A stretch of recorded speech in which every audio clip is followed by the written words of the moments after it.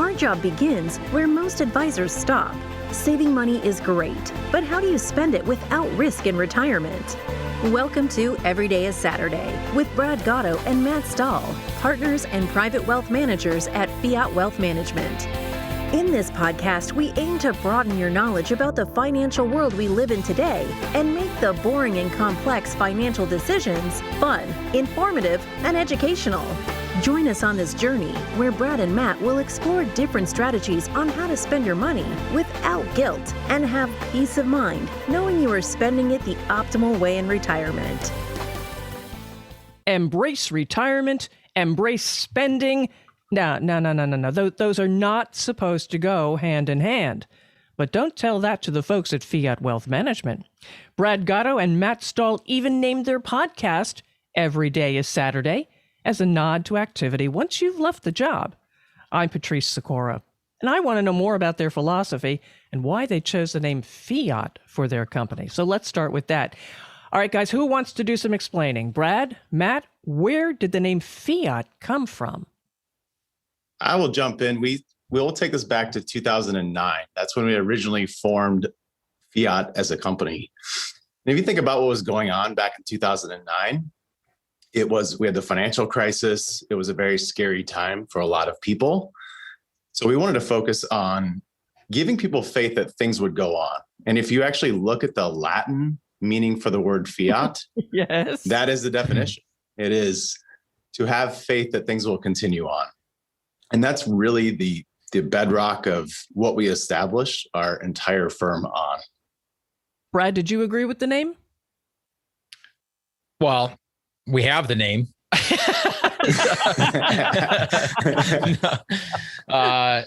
Yeah, I did. Trying to come up with the name of a company is tough, right? And the idea of it being evergreen and lasting and making sense, not only today for us and our mission and our clients and what we wanted to represent, but also thinking down the line 5 years or 10 years or even further. I thought that the idea that Matt came up with was great. The meaning behind it was great. And it really just kind of kicked us off in the right direction as far as what we wanted to get accomplished.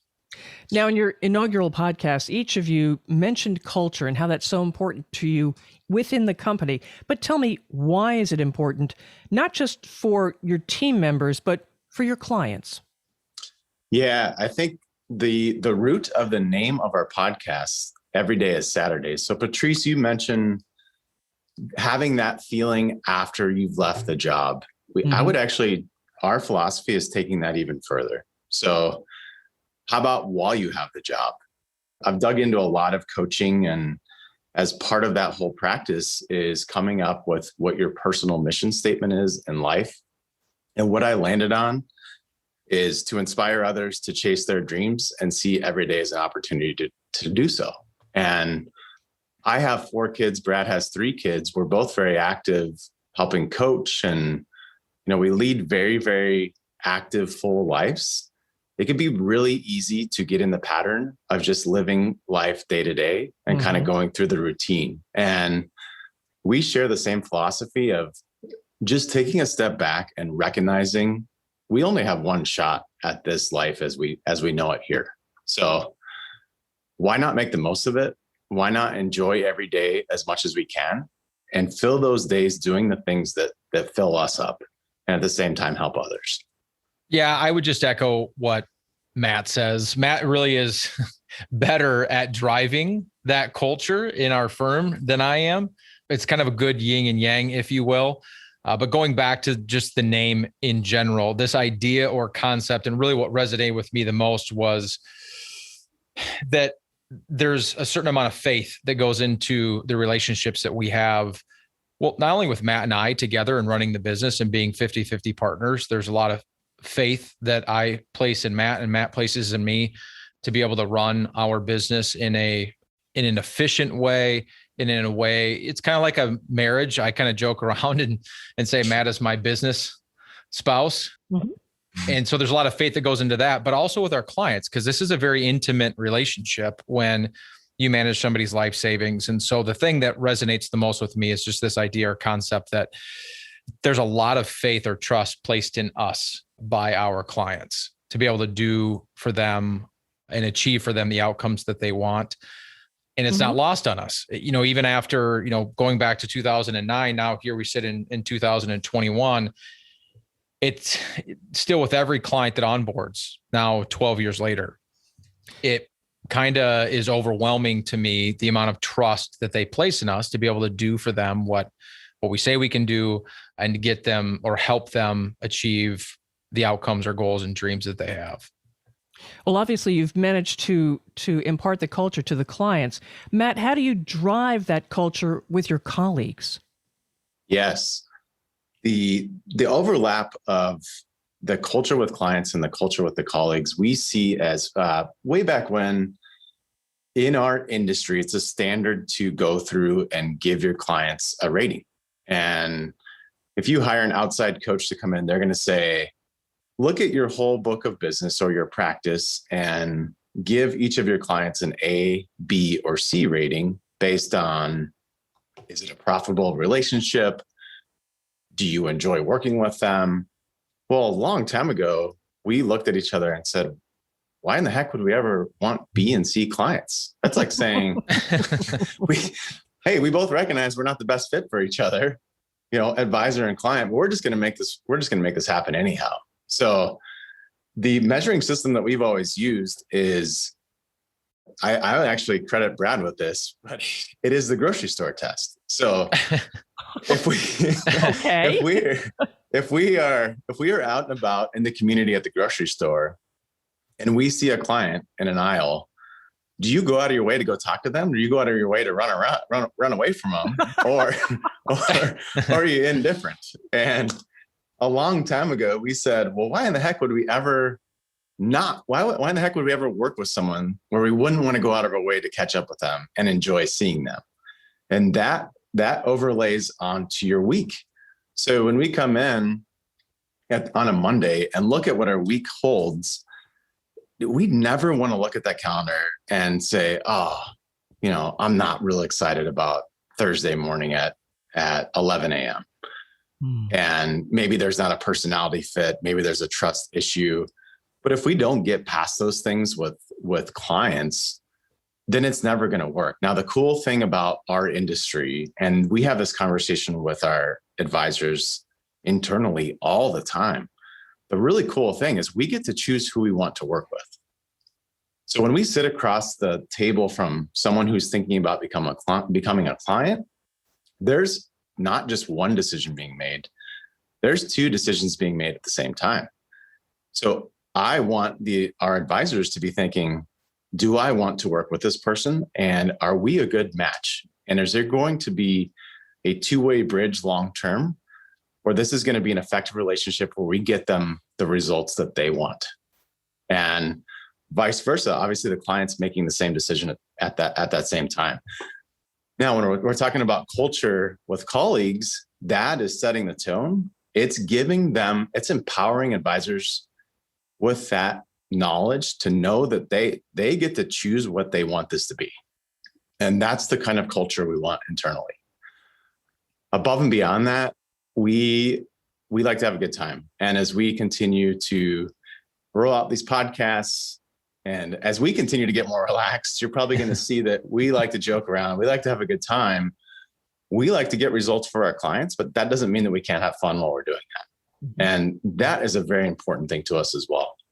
Above and beyond that, and I would actually like to pass the baton to Brad to talk about this, but it's one thing to say, hey, we run a profitable business and our revenue is 200% year over year. You know what? If we're not contributing to the world in some way beyond that, in our opinion, we're not really making a difference. So one thing that's really important to both of us as founders and owners is the giving back element. And Brad is the right person to talk about that.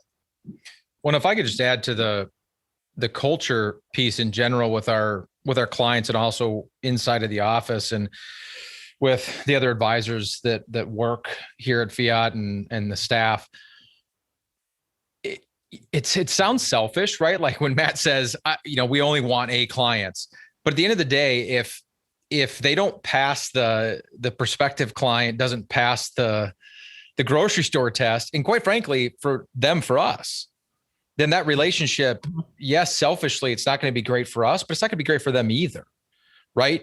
It's a two-way street where if we're not excited to have them as clients, or they're not excited to be our client, then they're not going to get our best and we're not going to get their best. And ultimately, as a fiduciary, it states, I have to do what's in my client's best interest.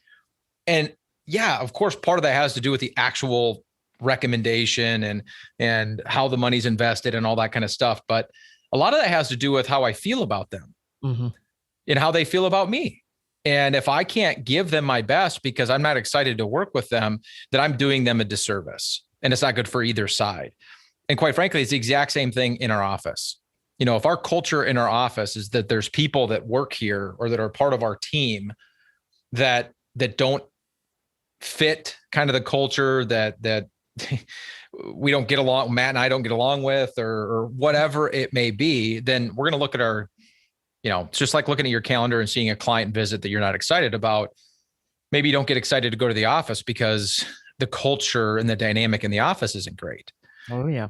That bleeds over into your clients. And now your clients are going to suffer because you're crabby, because you just don't like the people that you work with. And ultimately, that even goes back to our families. Matt mentioned we're both married. We both have kids.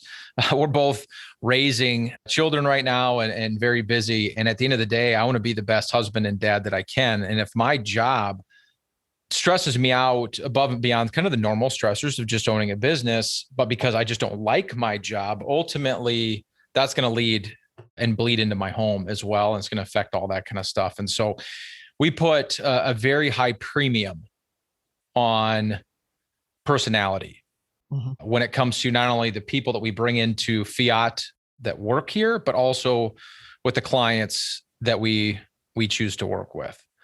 It's hard you can't separate them, right? Like everything in life affects something else. It's impossible to say I can sleeve out work and separate that from my home life, or I can sleeve out the staff at Fiat from the clients. It all has to work together. Maybe it flying in the face of driving profits or growing as fast as we can, or whatever it may be. We've put this premium on culture. And I would argue, I don't know if that's cost us revenue necessarily, but so far so good. I still, every single day, Patrice, I love doing what we do. When COVID hit and we got sent home, unlike a lot of people, I was ready to go back to the office. I was like, get me. I love being here. I love what we have. I like the people that work with us and for us. And, it means a lot. This may not be answerable in one question, but when you're sitting across the table from a potential employee, what is the one thing you immediately look for? This is an interesting question because we're actually interviewing people right now, and Matt and I are having sidebar conversations about how'd the interview go and what stood out to you. And so it's a timely question. The things that matter to us are, did we get along with them? Do they seem fun? Do they seem like they could fit in to the culture? Matt and I were just talking about this particular person that we were interviewing, and at the end of Matt and I's conversation, I said, well, did you ever figure out if they knew how to run any of the systems that we use? He goes, nope. And I was like, neither did I. I don't know if they have the technical expertise yet. Matt had a 30-minute visit with this person, and so did I. And after an hour in total, neither one of us have any clue if they technically are a fit for the job, because we spent the entire time on, getting to know them as a person. So, and did you like them? Yeah, I thought they were great. So did Matt. Should they ever become an employee of this firm, they'll probably listen to this podcast at some point. So and know who they are. Yeah. Patrice, just to go further on that question, the one thing I could boil it down to is, if you've heard people talk about having an abundance mentality versus a scarcity mentality, if you really were to try to boil down everything that we're saying in the language that we use with our clients, in the language that we're focusing on internally, that's what it really comes down to is, does this person have an abundance mentality, or is it a scarcity mentality? And that carries over to other things. So in general, it seems that those that have an abundance mentality are much more optimistic. Now, that doesn't mean, looking through rose-colored glasses and not being realistic about things. But in general, an optimistic person tends to be a lot more enjoyable to be around for the rest of the people. And at the same time, it seems that translates to the clients and the culture in general. Above and beyond that, I think that what also fits in that is the fixed versus growth mindset. So going back to what Brad just said, technical skills are important, but we can get the most brilliant person in here from a technical standpoint. And if they're not functioning with the team, we work in a fairly fast-paced environment. If they're not functioning with the team, it doesn't matter how good the technical output is. It does matter more how they can cooperate with the team and accomplish the results that we're looking for. Right. So I would say, if I boiled it down, that's really what it comes down to. That's what I am looking for.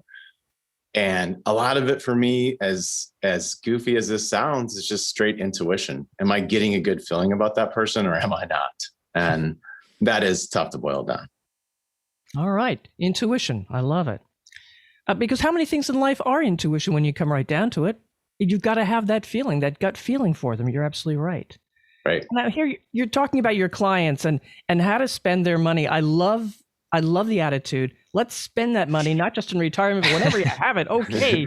But really, what does it mean? Does it mean going out and, I want that new sofa, I want that new car? And how did you choose this as a value proposition?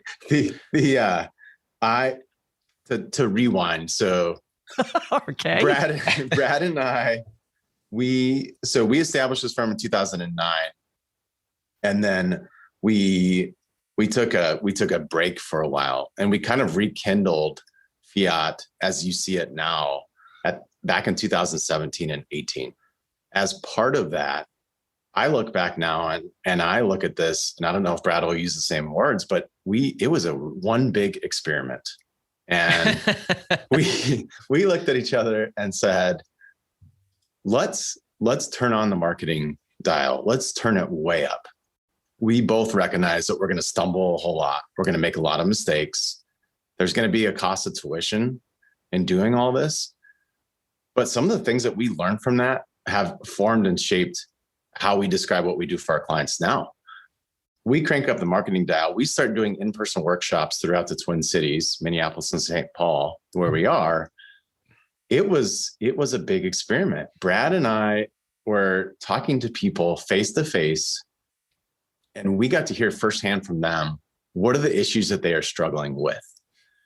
Now, if you don't do that and you just observe what you hear on the radio or you hear on the TV, you would make the assumption that majority of the people that you talk to, their biggest issue is they don't have enough money.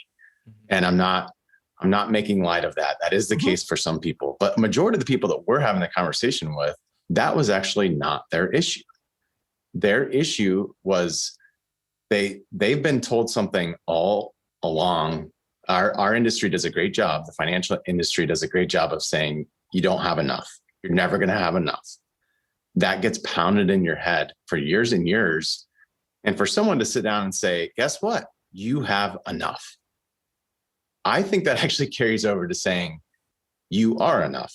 Again, not to get too into the intuition side of things, but to say that you have enough.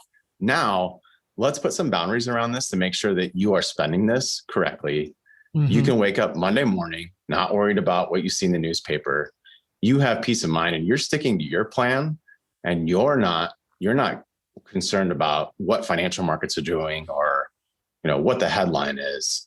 You can stick to your plan and have the peace of mind to know that we're going to do the things that you want to do, and you're going to get the results that you want to, no matter what's going on around you. Yeah. That's really where we started to form this whole concept of teaching people how to spend their money. A majority of the people that were showing up to our workshops, that wasn't their issue. It wasn't that they didn't have enough money. It's that they had no idea on a big picture scale of how do I do this? They've spent years and years saving and saving. That's how they got to where they are now. And now their issue is really, what do I want to do? And can I give myself permission to do that? Now, the boundaries piece of that is, are we doing this from an optimal tax standpoint? Is our money going to last? So there's obviously boundaries there. And Brad will expound on that, I'm sure. Yeah, well, Patrice, we enter most people's story at the point where most of their saving is done. Right. They've worked for decades, and now they're nearing retirement. They're in retirement. This is where we typically meet people. The idea or concept of continuing to live this life of frugality and kind of as a pauper and fearful of spending any of your money, it comes down to this statement I think that I made to you in the episode that I recorded with you a couple of weeks ago, but I'll say it again. There is no true freedom without boundaries. And so it's just about setting appropriate boundaries. If you think about working in your working years and you're paid every 2 weeks, you're paid once a month or what have you, one of the primary reasons you feel comfortable spending your money is because you know it's coming in again. Right. Right. You're going to get the next check, next 2 weeks, next month, whatever it may be. But it gives you this permission to go, yeah, this pile of money that I just got, I can do and disperse it however it needs to be dispersed because, I got this cadence coming in. Mm-hmm. Right. And then they get to retirement and all it is a big pile of money, whatever that pile is. It's bigger for most people than it's ever been. Usually, the day you retire is the biggest pile you've ever had. Unless, of course, the markets weren't very nice to you recently. But for the most part, right, like it's a significant pile of money. And again, everybody's significance or would be big to them is going to be different.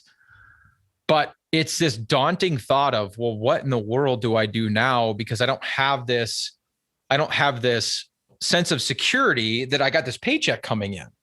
And the thing is, you're looking at this going, how am I going to make it last? That's it. And what it comes down to is that comment of there's no true freedom without boundaries. The boundaries that they have when they're working are you only get your money in small chunks at a time. Right? Your employer's not prepaying you a year ahead of time or 5 years ahead of time or 4 decades ahead of time and just giving you a pile of cash and saying, this is your paycheck for the next 30 years, spend it wisely. You're not getting another paycheck again, yet you get to retirement. And that's kind of what it is, right? You've got this very true pile of money and they're like, here, this is your paycheck. Now you got to figure out how to put your own boundaries around it. And that's a scary thought. So behaviorally, that's a big problem. Behaviorally, it's also a problem, the fact that you've been living below your means your entire life, which is why you have a pile of money. Right? So the question then becomes, you've got this pile of money and you're going to set your own boundaries. Do you set them stricter than they need to be? See, that's where we come in. Because at the end of the day, everybody's different, Patrice. And this is going to sound like a politician's answer, but it's true. Everybody's pile of money is different. Everybody's situation is different. And at the end of the day, Matt and I's job is not to define the boundaries necessarily for the clients. It's to ask them what they want and then help them figure out how to define those boundaries with the outcomes that they seek. Okay, based on these things that you want to do and the travel you want to do or the giving you want to do or the monthly expenses that you have in your life or whatever it is that you have going on. Here's some good parameters and boundaries we can set up that give you the freedoms to actually spend this and know you're not going to run out of it. Know that you're going to be able to hand off to your kids what you want to hand to your kids or to a charity or to be able to do the travel that you want to do, whatever it is. We just got to set up rules to the game, so to speak. You're helping give them permission. Yeah, absolutely. Because I get made fun of all the time because I have little sayings and I say them again and again and again inside of this office. But one of the things I say to people, and I live my own personal life this way. And so this is kind of how my own story and philosophy of life kind of overlays into the way that I interact with my clients. Patrice, I could walk out the door today and get hit by a bus. Please. I have no idea though. Right. So like there's this idea of I have to save for tomorrow and I have to save for 10 years from now. I have to save for 20 years from now. And that's all prudent and it's good and all these things. But at the end of the day, I don't know if I have tomorrow. Armed with that thought, how do you live for today, but be smart about tomorrow. I'm not going to get into my own personal faith story, but one of the things that is talked about in the Bible, whether you believe in it or not, it's just a good concept, is it just talks about this idea that it's good to save, right? It's good to be smart with your money, but it's also not good to build extra storehouses because you've saved so much that there isn't an eye towards what you could be doing today, right? You've got to find this happy medium, and that's where these boundaries come in. And so quite frankly, my industry is full of advisors that are probably really good at helping people grow their piles of money, chasing rate of return, building really efficient portfolios and all that kind of stuff, which is great. And I'm glad that they're out there doing it. Where our value proposition comes in is, okay, you've got a pile of money. How in the world do you spend it now? How do we give you permission to spend it?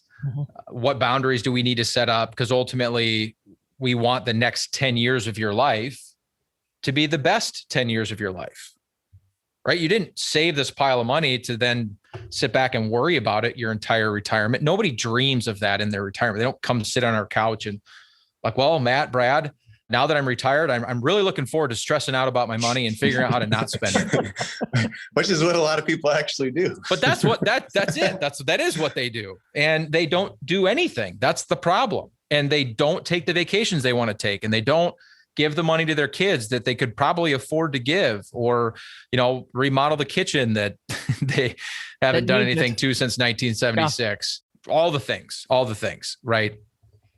This then rolls into the name of the podcast.